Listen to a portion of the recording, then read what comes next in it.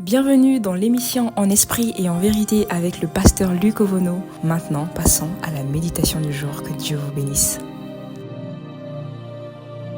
Bonjour, bonsoir bien-aimés, que la grâce de Dieu soit sur vous. C'est Luc Ovono, votre humble serviteur de l'émission En esprit et en vérité. Dieu est fidèle, il sait relever ce qui est tombé, il sait donner la force de continuer et nous sommes très ravis de vous servir encore aujourd'hui. Nous allons partager sur le temps de recueillement, un moment seul avec Dieu. Le temps de recueillement, un moment seul avec Dieu. Nous sommes dans Matthieu chapitre 6, verset 6. La Bible dit: « Mais quand tu pries, entre dans ta chambre, ferme ta porte et prie ton Père qui est là dans le lieu secret. Et ton Père qui voit dans le secret te le rendra. » Amen. Jésus nous montre ici l'attitude que nous devons avoir lorsque nous prions. Dieu n'est pas un Dieu du public, Dieu est un Dieu du secret. Nous pouvons tromper les hommes peuvent nous tromper, mais Dieu, personne ne peut le tromper. Voici pourquoi il nous attend seul dans le secret, car lui seul connaît le fond de notre cœur. D'où l'importance du temps de recueillement personnel avec Dieu. Alors, nous allons voir qu'est-ce que le temps de recueillement. Le temps de recueillement, c'est simplement le temps que vous passez seul avec Dieu. Aujourd'hui, nous allons voir 3 choses qui se passent pendant le temps de recueillement. C'est tellement important. Il y en a 7 points, mais nous voulons partager juste 3 points aujourd'hui et nous allons continuer encore, si Dieu nous fait grâce, de demain et dans d'autres jours. Alors, numéro 1, pendant le temps de recueillement, vous pouvez développer la relation la plus importante de votre vie.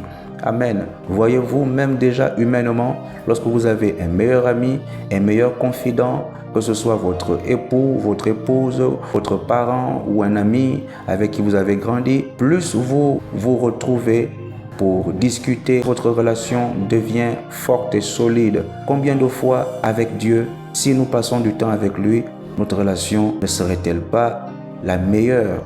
Par cette leçon, par cette méditation, encourageant tout chrétien, tout enfant de Dieu, et même si tu n'es pas de la religion chrétienne, par ce message, sache que il y a quelque chose qui se passe lorsqu'on cherche Dieu, lorsqu'on cherche le Créateur. Il y a une relation qui se crée et cette relation est la relation la plus importante de notre vie. Amen. Numéro 2, qu'est-ce qui se passe pendant le temps de recueillement? Il se passe que vous développez l'habitude personnelle la plus importante. L'habitude personnelle la plus importante, pourquoi? Parce qu'il s'agit de passer du temps, pas avec un homme, pas avec une femme, pas avec un ami, mais avec Dieu lui-même, celui qui nous a créés, qui a créé le ciel, la terre et tout ce qui s'y trouve. Passer du temps avec lui, c'est que vous développez la bonne habitude personnelle la plus importante de tous les temps. Alors, regardez la différence entre le premier point et le deuxième point. Le premier point nous dit que nous développons la relation la plus importante. Mais une relation ne peut pas se développer si nous n'avons pas cultivé l'habitude. L'habitude, c'est la répétition. L'habitude, c'est le fait de faire la même chose pendant longtemps, tout le temps, tous les jours. Une relation peut prendre fin lorsqu'elle a perdu l'habitude d'être entretenue. D'où il est important de développer l'habitude, donc la répétition, d'aller rencontrer Dieu au travers du temps de recueillement, des moments de qualité, des moments privés que nous passons avec lui. Amen. Et enfin, pendant votre temps de recueillement, vous vous approchez de Dieu et il s'approche de vous. Jacques chapitre 4, verset 8, il est dit: « Approchez-vous de Dieu et il s'approchera de vous. Purifiez vos mains, pécheurs, et nettoyez votre cœur, âme partagée. » Voyez-vous, par le temps de recueillement, notre cœur s'approche de Dieu et le cœur de Dieu s'approche de nous. Voyez-vous, Dieu est saint, il est 3 fois saint. Sa présence n'a rien d'impur. Et donc, lorsque nous qui sommes des pécheurs, nous qui sommes des êtres imparfaits, nous cultivons l'habitude de nous approcher de Dieu par notre temps de recueillement, alors nous laissons le droit à la présence de Dieu d'influencer notre cœur. Nous donnons le droit à Dieu d'influencer nos habitudes, nos mauvaises pensées, nos mauvaises paroles, nos mauvaises actions. Alors, nous vous encourageons et nous encourageons toute personne à chercher à développer un temps de recueillement personnel avec Dieu.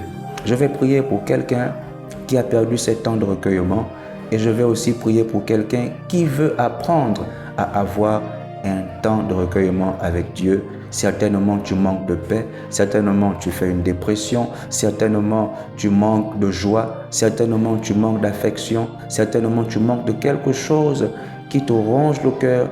Et laisse-moi te dire que par le temps de recueillement, Dieu va te restaurer, sa présence va te renouveler, te régénérer.